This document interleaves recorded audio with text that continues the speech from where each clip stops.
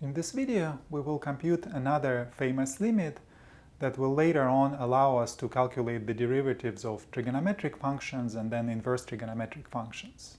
And the limit is sine of theta divided by theta as theta goes to 0 is equal to 1. Now, if you just plug in 0, you will get 0 divided by 0, so it's undefined. And to see where this 1 is coming from, let's take a look at the circle of radius 1 and this angle theta.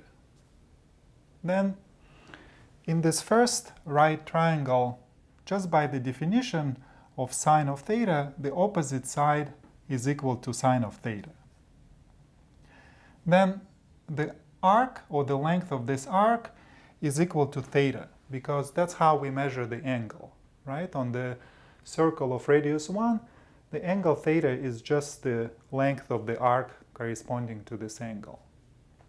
And then finally, in this bigger right triangle, the opposite side will be equal to tangent of theta, because the adjacent side is now the radius. It's equal to 1. So tangent divided by 1 will be exactly tangent of theta. And if you look at this picture, it's clear that the arc length theta is stuck in between sine of theta and tangent of theta.